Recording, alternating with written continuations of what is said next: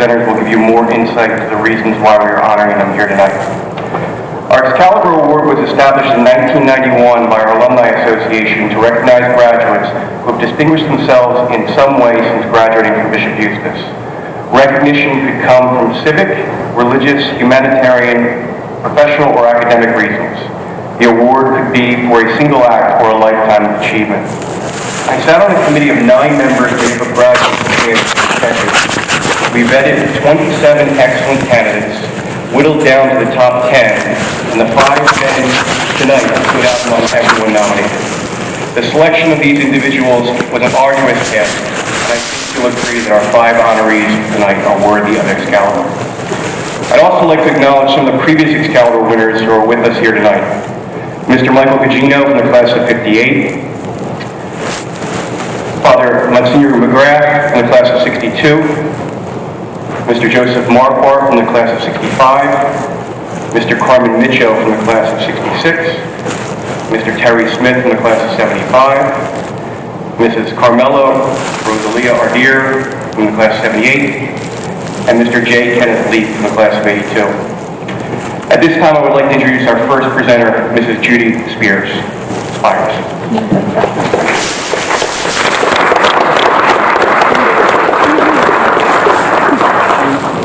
Thank you. I didn't know I was going first, but here we go.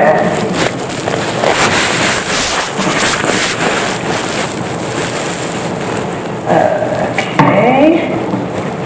To get everything settled here.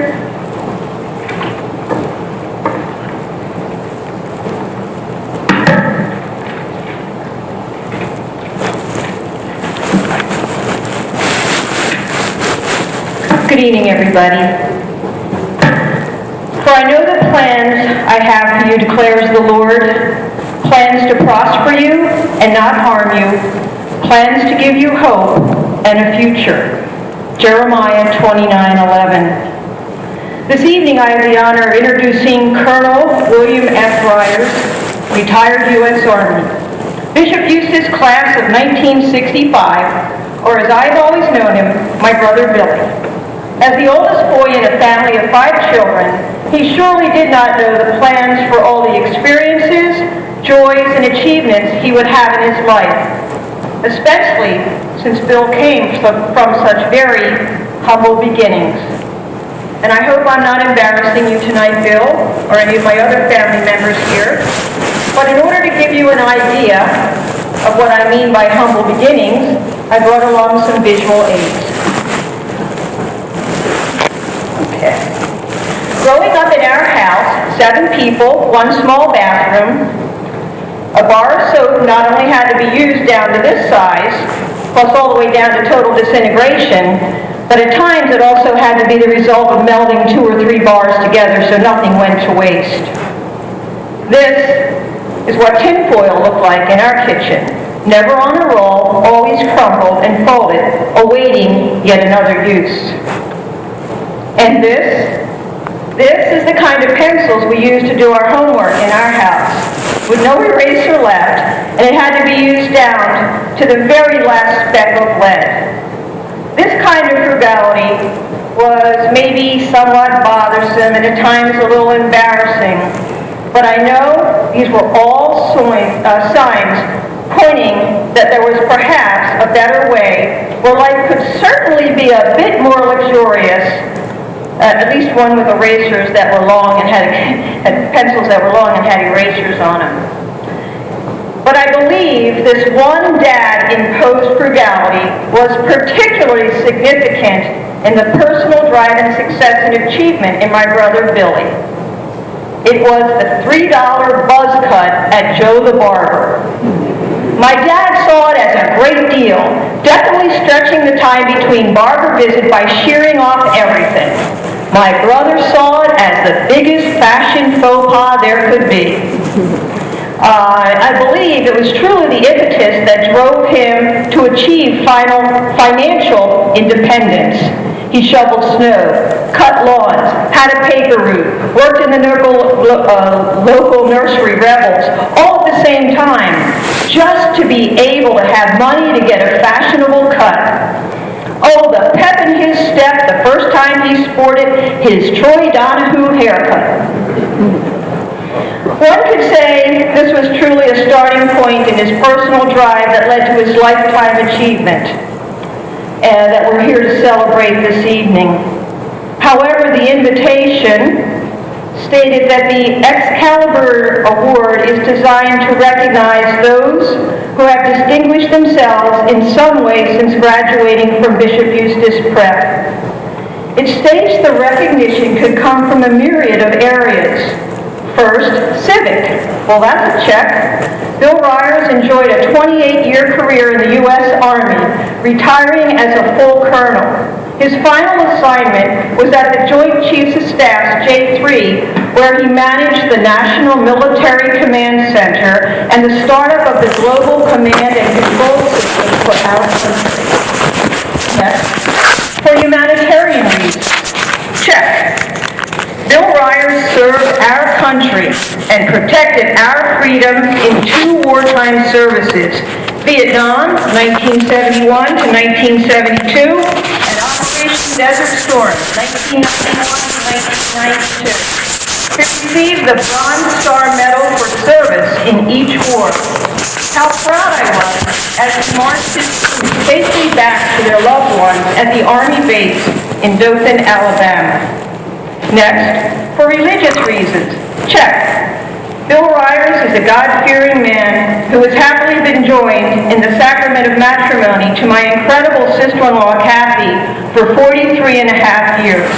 Do the math. Yes, he was deployed to Vietnam within weeks of being married. Together, they have raised 3 beautiful and successful children, Courtney, Katie, and Billy, added a fabulous daughter-in-law, Meredith, and are now anxiously awaiting the birth of their first grandkids, twin girls in September via Billy and Meredith. He is UB'd at countless adoring nieces and nephews, loving son-in-law, brother-in-law, and cousin to many. Family is priority number 1.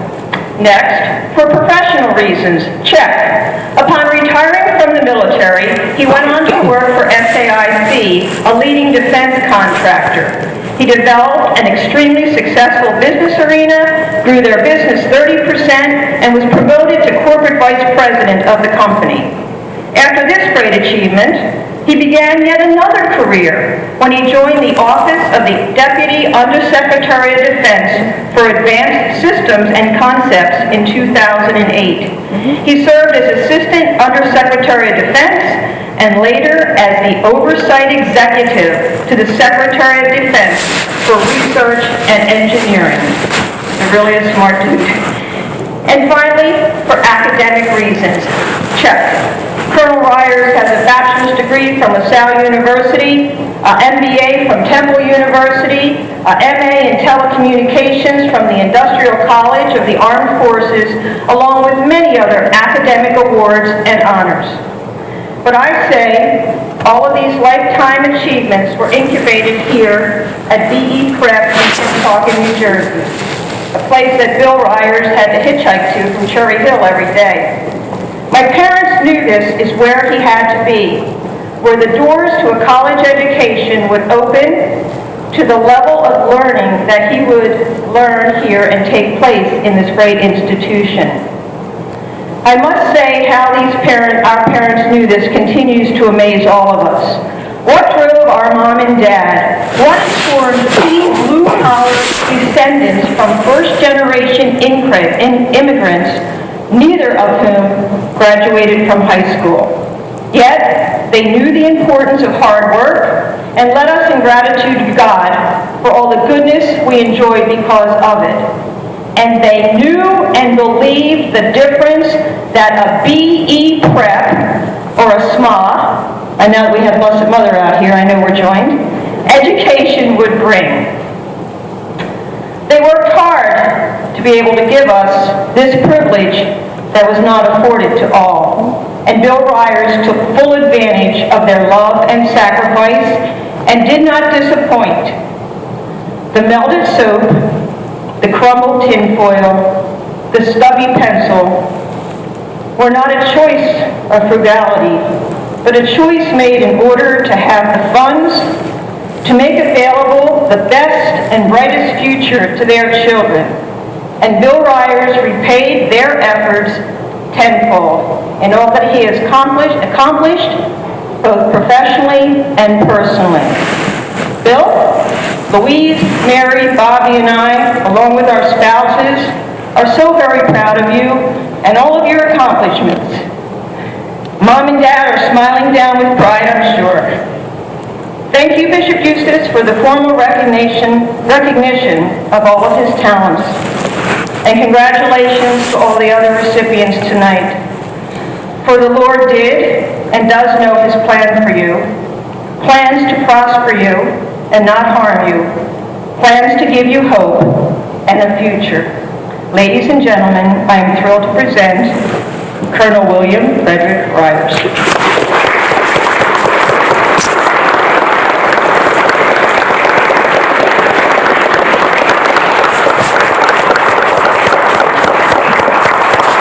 Thank you for your wonderful introduction. Judy's my sister. Some of you might remember she was the president of Academy here for 4 years before she moved up north to become the chief executive officer.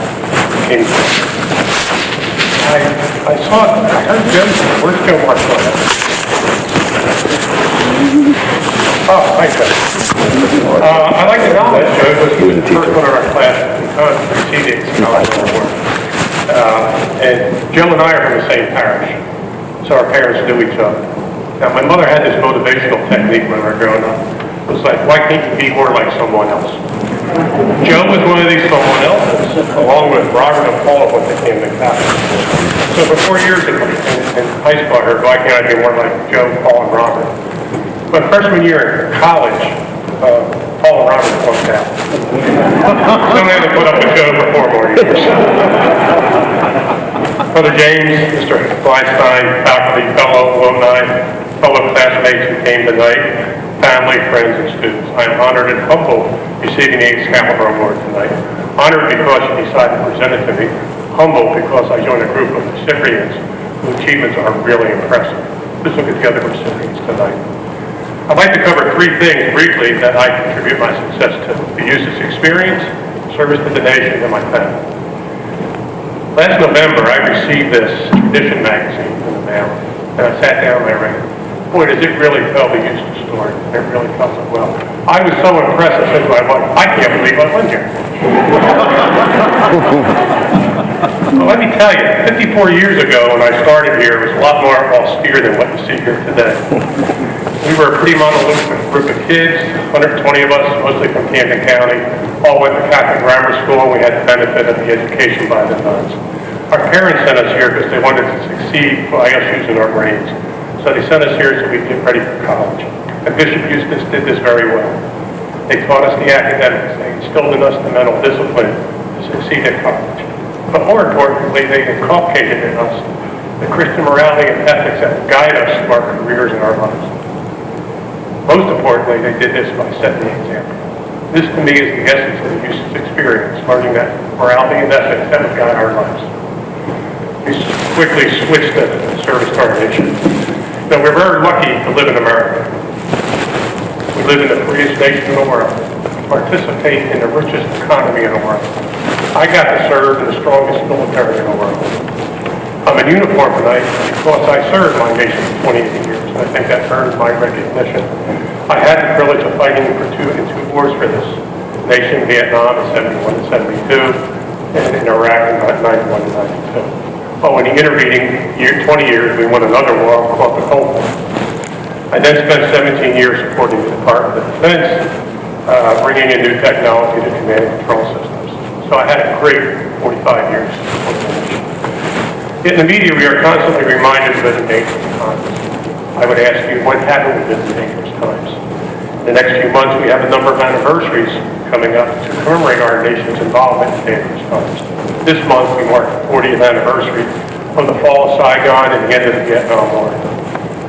In June, we mark the 70th anniversary of VE Day.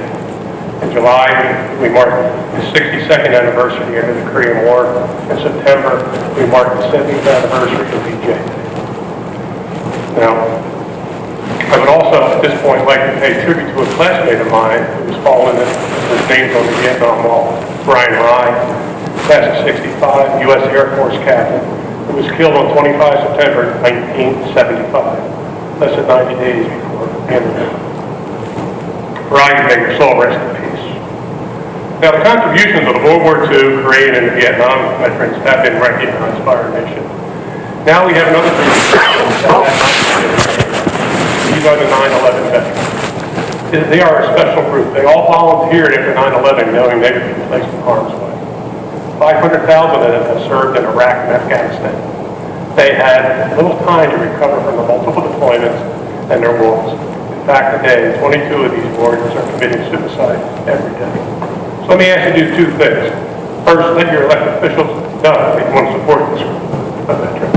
And second, if you see any of these veterans, if you see any of these people, welcome, tell them thanks for your service. Okay.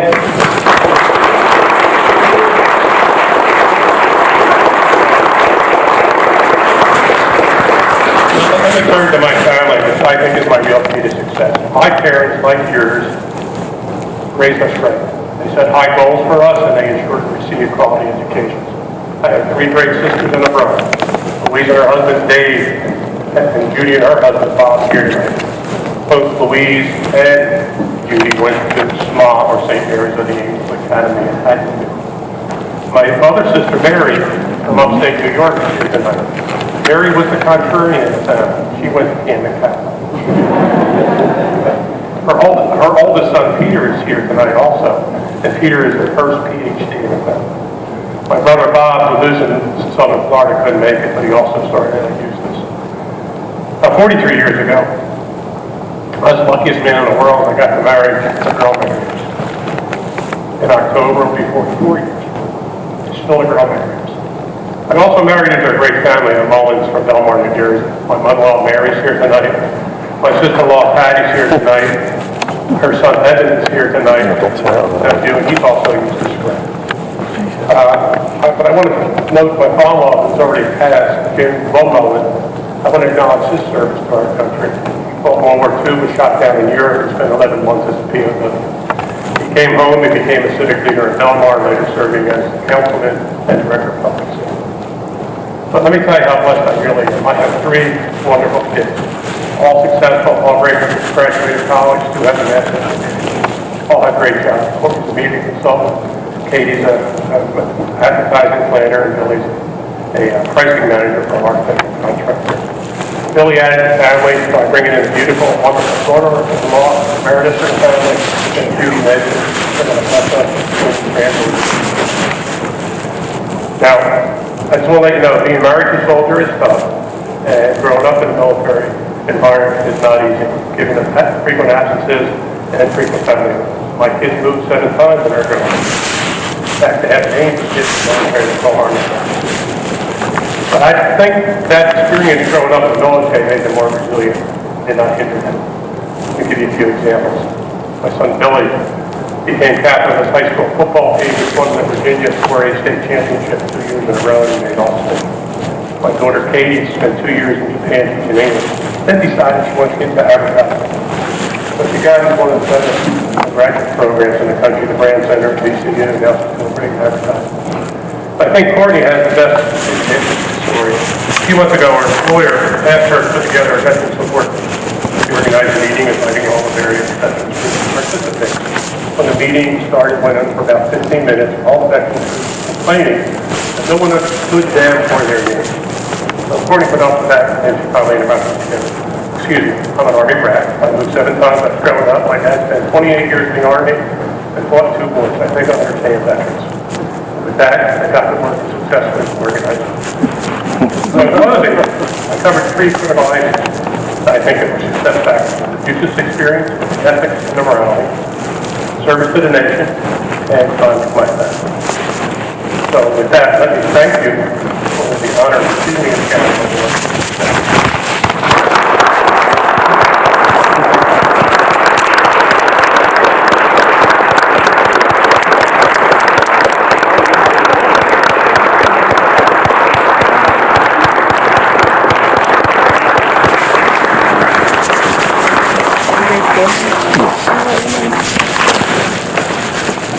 you.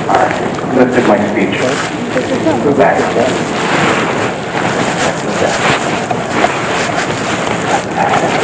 Congratulations, Bill. Thank you.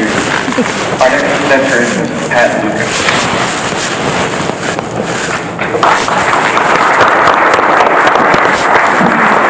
Thank you. First of all, I would like to congratulate all of the recipients tonight. It is a real honor to be able to sit in the room with such wonderful